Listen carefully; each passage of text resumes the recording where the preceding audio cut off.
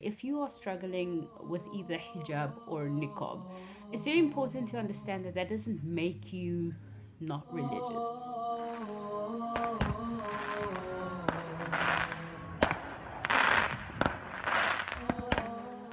Assalamu alaikum everybody, welcome to my channel. This is Niqabi Faz. If you are new here, please remember to like and subscribe if you find the content interesting. So today I kind of just wanted to do a little bit of an informal chat, and that's really with regards to niqab and hijab. And I know I've been talking about it a lot, but it seems to be something that really interests people, that on my channel it seems to be something that a lot of people want more content on, and so I thought I'll just kind of lean into that. So obviously, as we all know, if you are struggling with either hijab or niqab, it's very important to understand that that doesn't make you not religious. It's very easy for people to say, no, just be firm on your iman, right? And a lot of people do say that. Like, there's definitely a component of that involved with the wearing of hijab and niqab. I just think that when you're struggling, especially if you're living in a Western society, if your work or your friendship or your family, if they're not amenable to you wearing hijab or niqab, like, yes, you should be firm on your iman, right? You should know that you're doing this for Allah, of course, right? But that doesn't mean we're not human and we don't feel things, right? And that we're not affected by those around us that have certain views and opinions. Of course we are. And so today I just wanted to talk about that. Let's spill the tea about this just a little bit. Let's be honest, let's be open, let's be clear.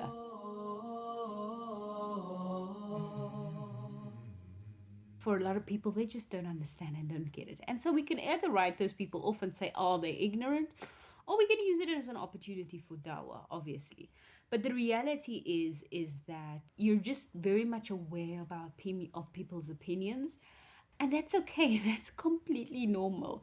So to be aware of it and to understand that people are going to have different views and opinions, honestly, that is completely okay. So we're not going to change everybody's minds. We're not going to get everybody to believe exactly the way we want them to believe. But I do think is you have to have confidence in your decision. You have to understand why it is that you're wearing what you're wearing, whether it's the hijab or the niqab. Am I wearing it because my parents told me to wear it? Am I wearing it because people are telling me it's wajib, I must wear it? I'm talking about the hijab now, and there are people that will say that about the niqab as well. So why are you wearing it? And I think specifically if you live in a Western country and people ask these questions, I think it's important. I think even our revert sisters, like, a lot of the times we forget that they come from families and communities that don't always understand hijab and niqab. And so if they go into it, there's a lot of explaining that has to go into it. And so I think one of the things that does give you a sense of confidence is to understand it from a prophetic tradition, or understand it from the Quranic position. And I think information on both kind of will enable you to have that kind of conversations, and then also contextualizing it into a modern context. The reality is we live in a sexualized world. We live in a world that objectifies women, that commodifies women's bodies. And so there are so many arguments about why we should, as women, simply say, I don't want to be part of that culture. I don't want to be part of, sort of the sexualization of women and that entire industry, because it's an industry. But that being said, I honestly believe that if you back up what you want to do with a bit of research, then I feel like you're going to feel a lot more confident. It's like if you're going into a test, right? Whatever that test might be. Like if you're going to write a test at uni, or you're going to write a test in high school, or a work-based test, whatever it's going to be, that if you feel prepared to do that test, you're going to feel confident. So I think the same thing with regards to your hijab and niqab. When you're feeling a little bit weird in people's companies, back up your position with source text, whether it's from the prophetic tradition or the Quranic position.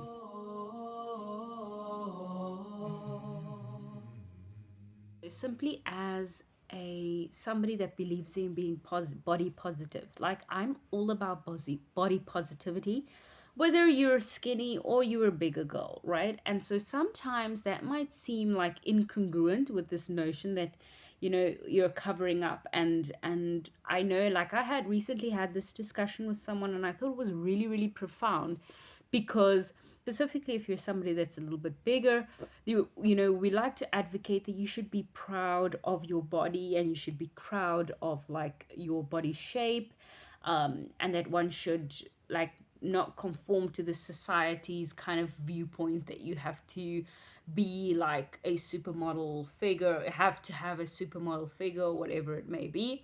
And the reality is that how does that coexist with saying, with covering, like, especially if you're a bigger girl? It's like a really deep conversation that I was having with somebody, and my answer was simply that you can still be body positive, you can still be very proud and very comfortable as who you are. If you're a big girl, the reality is it just doesn't have to, you don't have to put it on display for the whole world, which is basically the position that we're coming from with hijab and niqab, in terms of dressing modesty. And what does that modesty mean, right? And why does that modesty exist? So it's like, really have to unpack what modesty means in this modern day context. And it's very simple and very easy to do. Do we want to be part of this sexualized do we want to be part of this sexualized culture? No, we don't, right? We know, we honestly don't.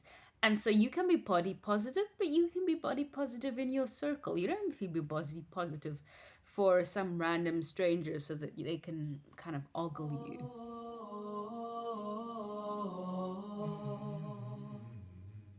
For me, I'm just like, surround yourself with people that inspire you to be a better Muslim.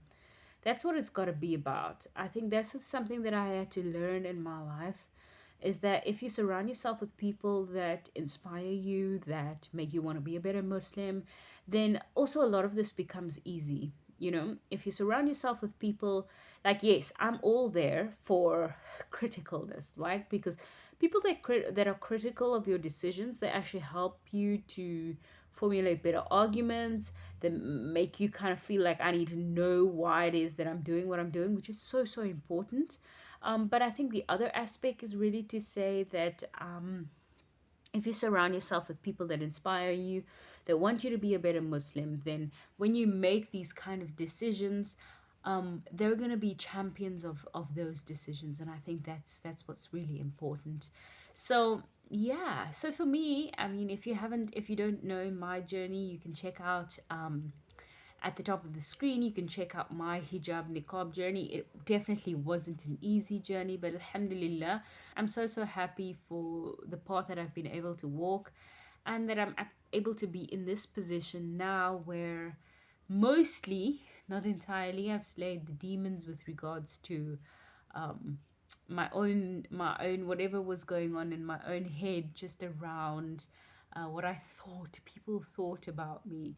So yeah, so today I just feel super comfortable and confident in my niqab, and I think ultimately that's what you want to be. At the end of the day, as niqabis or hijabis, we live in this world, and there, yes, of course, there's a certain ahlak that comes with, dressing modesty. Obviously, you will notice that your behavior starts to move towards, being a better Muslim. I certainly noticed that. Like, people say, "Oh, this piece of cloth doesn't define you." Of course, the piece of cloth doesn't define you, but it helps you.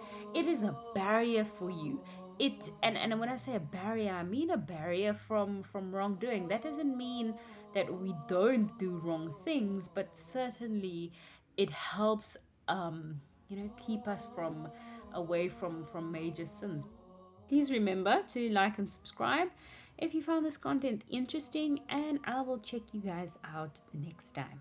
Assalamu alaikum wa rahmatullahi wa barakatuh.